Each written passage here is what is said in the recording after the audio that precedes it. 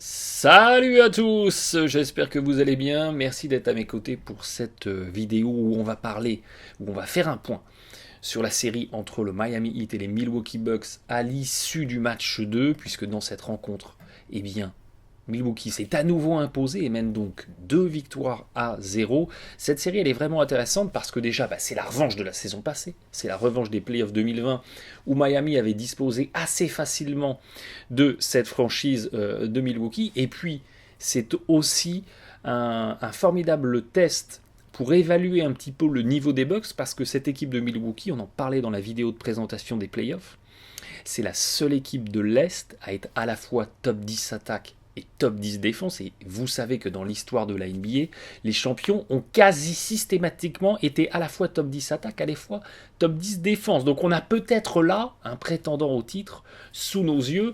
Encore faut-il qu'il confirme dans sa conférence et donc qu'on puisse évaluer un petit peu son niveau en playoff. Et là, face à Miami, pour l'instant, ça se passe pas trop mal. Et puis, c'est le moment de faire un point parce que n'oubliez pas une chose.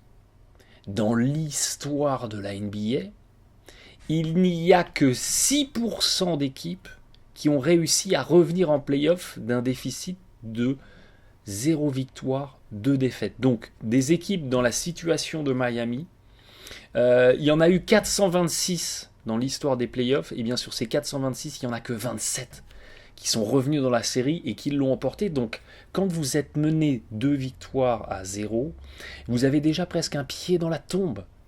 C'est terrible, mais l'enjeu d'une série peut être quasiment plié à l'issue du match 2.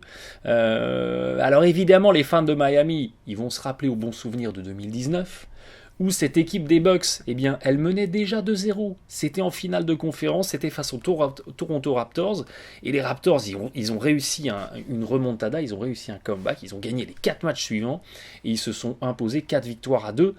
Mais voilà, revenir d'un déficit de 0 victoire, 2 défaites, c'est très très dur. Ça arrive très très très rarement parce qu'en fait, il faut gagner 4 des 5 prochains matchs potentiels de la série face à une équipe qui vous a déjà battu 2 fois. Donc c'est vraiment un exploit. C'est vraiment un exploit. Donc Miami est vraiment dans une situation compliquée. Mais les Bucks ont déjà montré par le passé qu'ils pouvaient trébucher à ce moment-là. Les Bucks d'ailleurs sous l'ère Budenholzer, qui n'ont eu de cesse d'enchaîner eh bien, les déconvenus en playoff. 2019, ils mènent 2 victoires à 0 en finale de conf, ils perdent.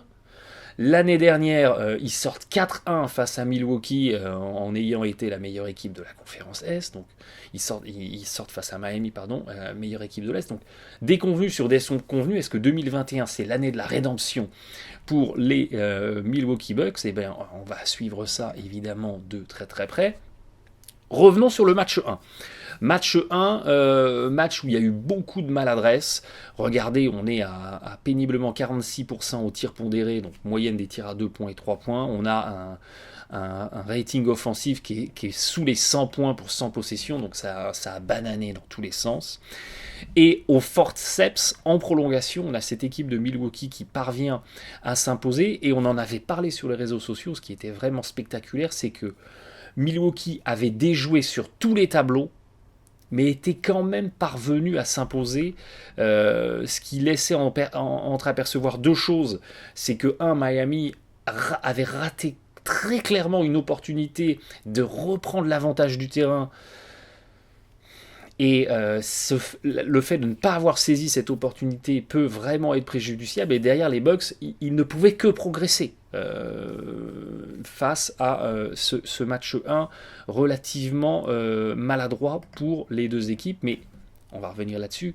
Du côté de Milwaukee, on avait un Giannis d'un côté très maladroit, 10 sur 27 au tir, même en se rapprochant du cercle, en allant attaquer la raquette, il y avait beaucoup de tirs manqués en dessous. Donc Giannis à côté qui manque, je crois qu'il manque 6 lancers francs, il fait 6 ballons perdus en plus de ce pourcentage au tir catastrophique. Donc en attaque, parce que défensivement ça a été pas trop mal, mais en attaque Giannis avait fait un match catastrophique. Et à côté du match catastrophique de Giannis, alors il y avait eu effectivement en face côté Miami Heat également un match catastrophique de Jimmy Butler plus Bam Adebayo plus Tyler Hero. Les 3 avaient cumulé 10 sur 47 au tir. Jimmy Butler avait lui aussi arrosé massivement, notamment à 3 points et à mi-distance. Mais on va dire on avait d'un côté Giannis, de l'autre côté un triumvirat de joueurs du Heat qui avait arrosé sévère. Et à côté de ça, eh bien, l'équipe des Bucks avait réussi un 3 sur 24 à 3 points sur les 3 points non contestés. Je ne suis pas en train de vous parler de 3 sur 24 sur des 3 points où ils ont été bien gênés. Sur des 3 points où ils étaient seuls ou quasiment seuls, notamment dans le corner, notamment ici, above the break, là c'est au-dessus de la ligne des lancers francs étendus.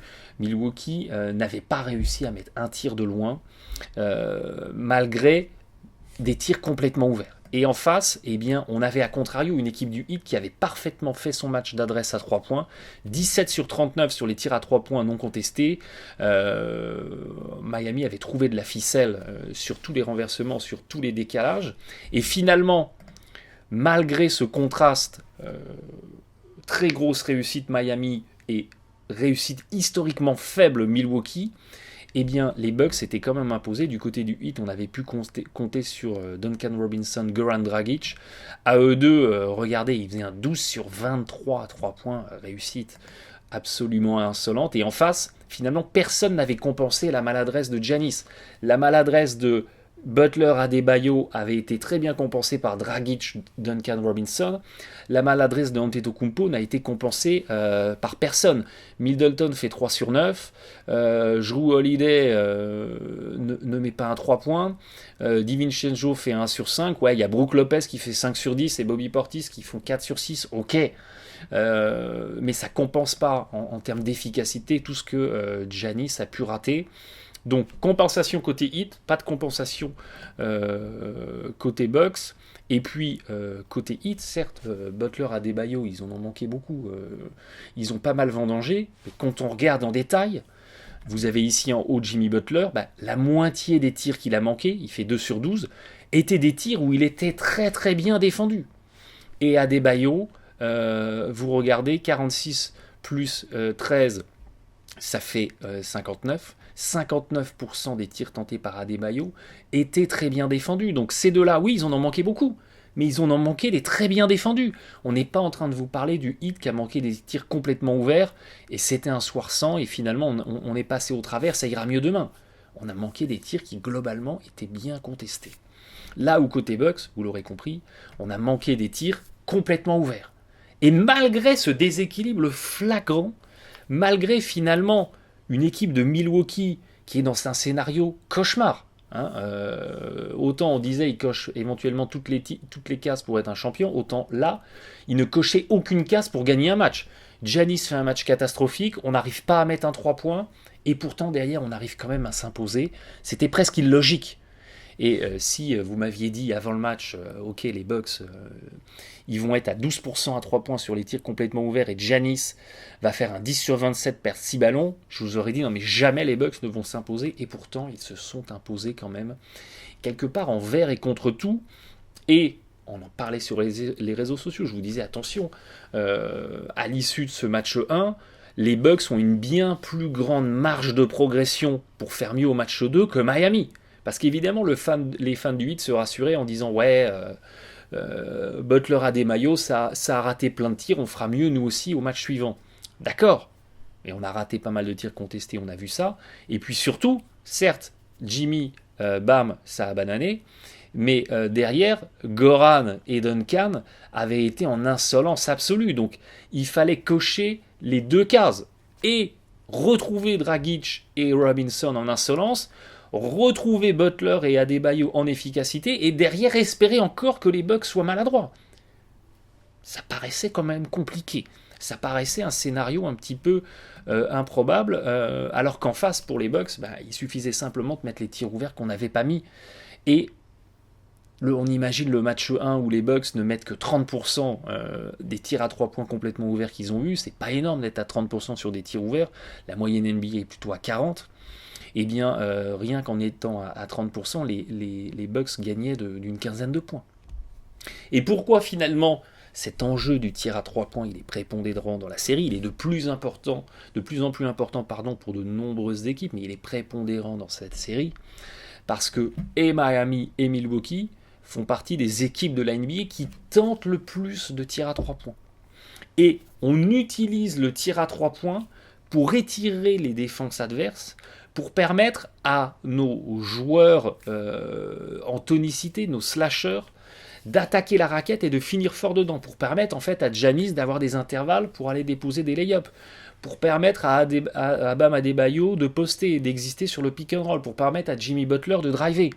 Dès lors que c'est le yin et le yang, dès lors que vous n'avez pas l'adresse à 3 points pour ouvrir la raquette, eh bien c'est l'embouteillage dedans, parce que quand vos tireurs ne mettent pas les tirs, les défenseurs ne sortent plus sur eux. Donc ils continuent à verrouiller la raquette et vous êtes comme ça neutralisé dans vos tentatives d'attaquer le cercle.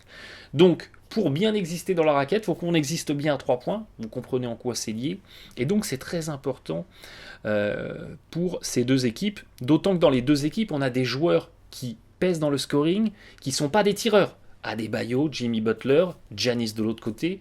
Donc on a besoin de la complémentarité pour faire exister ces joueurs-là dont on a besoin au scoring. Et puis ce qui est assez impressionnant aussi, c'est que, mais ça c'est historique, c'est que cette équipe de Milwaukee, qui est l'une des meilleures défenses de la NBA pour ce qui est des paniers tentés tout près du cercle, donc on force les équipes adverses à un très faible pourcentage près du cercle, c'était la meilleure défense la saison passée, c'est la deuxième meilleure défense cette année.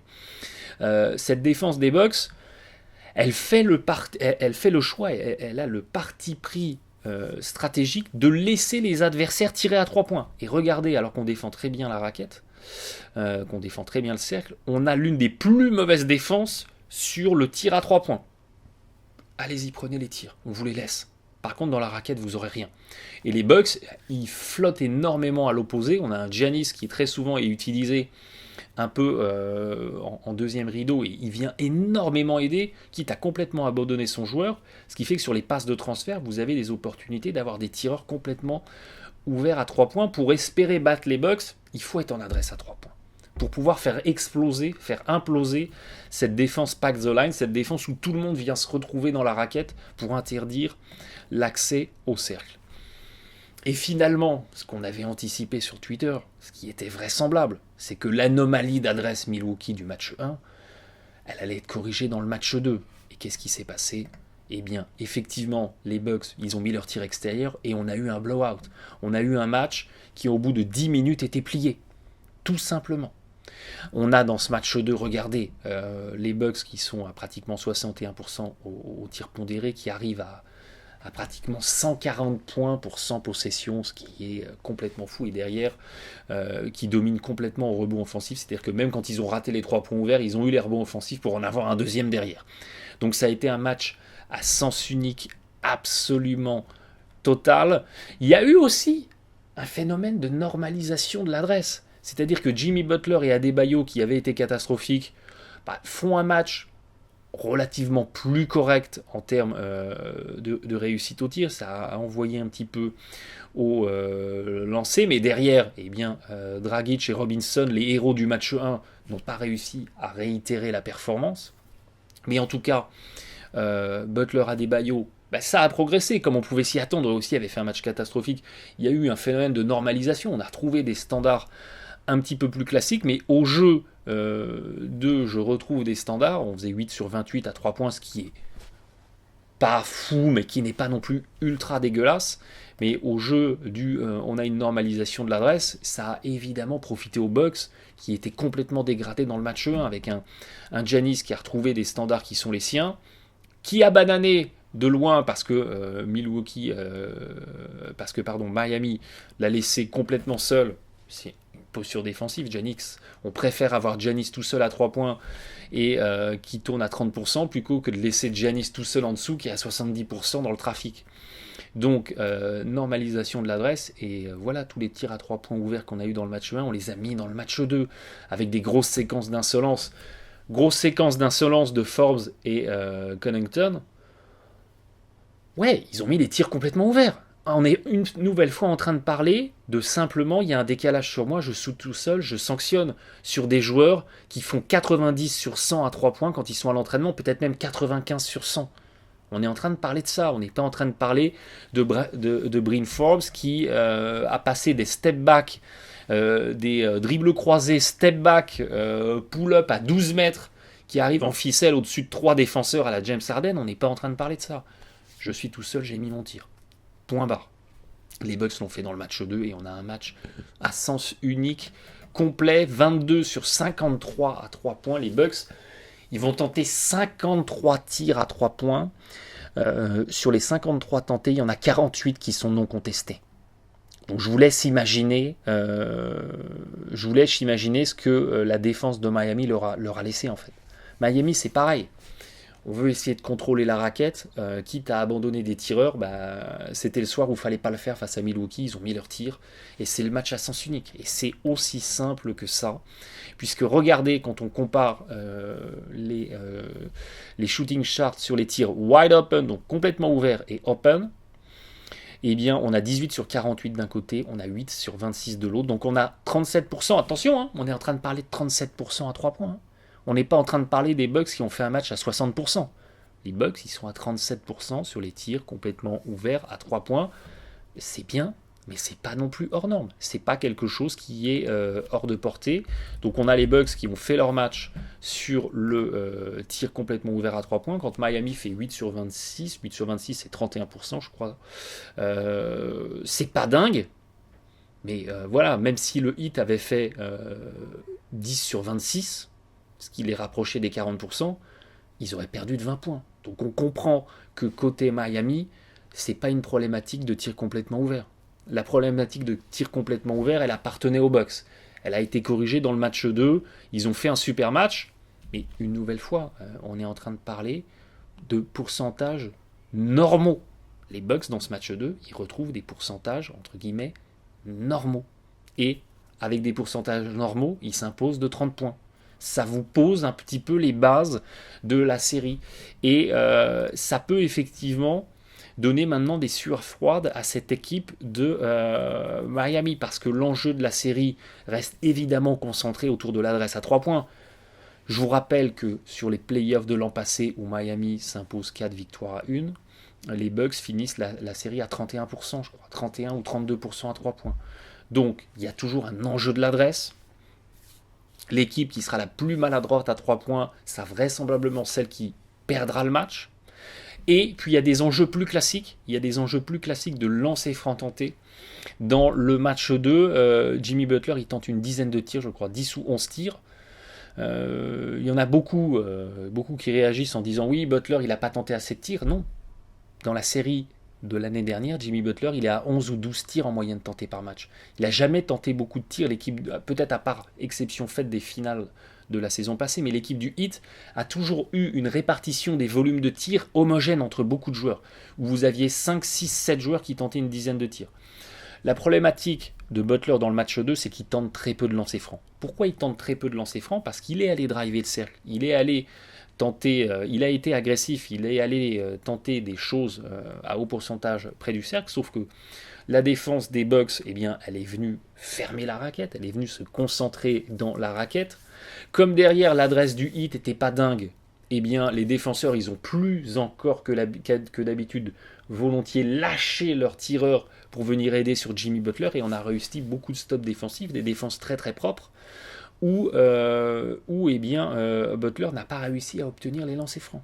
Et le Heat a besoin d'un Butler qui tente au moins 10, 12 lancers dans un match. Donc il y a l'enjeu des provocations de faute, mettre en défaut cette défense des Bucks, aller chercher des lancers. Et c'est comme ça que Butler, quelque part sur la ligne des lancers, il compense un petit peu son adresse extérieure, son adresse dans le trafic, qui est pas très très élevée, parce qu'il tente beaucoup d'ISO, parce qu'il tente beaucoup de pull-up, de séquences, d'autres créations de tirs à mi-distance. Et puis il y a l'enjeu du rebond. Il y a l'enjeu du rebond offensif, où Miami, c'est pareil. Souvenez-vous, la saison passée, la série gagnée assez facilement, domine au rebond. Arrive à contrôler la raquette en dominant au rebond défensif, donc en n'abandonnant rien aux Bucks et en essayant d'aller arracher les deuxièmes intentions pour avoir des autres séquences de tir. Mais tout l'enjeu de la série, c'est l'adresse à 3 points. C'est plus que jamais la NBA 2.0. On a deux équipes qui ont un yin et yang offensif où il y a besoin du 3 points et où le 3 points est prépondérant dans le schéma tactique d'attaque. Donc si vous voulez vous concentrer sur quelque chose, concentrez-vous principalement là-dessus et ayez une deuxième grille de lecture. On n'est pas en train de parler du 3 points classique, standard, on est en train de parler des 3 points non contestés. Cette spécificité, elle est importante parce que pour comprendre qui peut s'améliorer ou pas, c'est sur la capacité ou non à mettre des 3 points non contestés que vous avez une amélioration. Il y a toujours une partie aléatoire de l'adresse, c'est-à-dire que même les meilleurs tireurs à 3 points, quand ils sont complètement seuls, ils n'en mettent qu'un sur deux. Dans le meilleur des cas. Et il y a des soirs sans. Donc il y a toujours une part aléatoire de l'adresse, mais dans la durée, donc sur une série en 7 matchs potentiellement, il y a quand même une forme de durée. Tout ça peut se normaliser. Donc ça va être vraiment intéressant à suivre. Réaction obligatoire de Miami dans le match 3. Ça doit passer par un réveil au niveau de l'attaque. Avec de l'adresse à 3 points et avec beaucoup de fautes provoquées pour avoir un gros paquet de lancers tentés. Et évidemment, derrière, une réussite au lancer un petit peu correcte dans ce match 2. Miami, j'ai plus la stat en tête, mais je crois est péniblement à 70% au lancer. Évidemment, c'est pas assez pour surclasser la bonne défense de Milwaukee. Il faut être dans l'excellence, dans tous les compartiments de réussite. On suivra ça de très près, évidemment. Bon match à tous.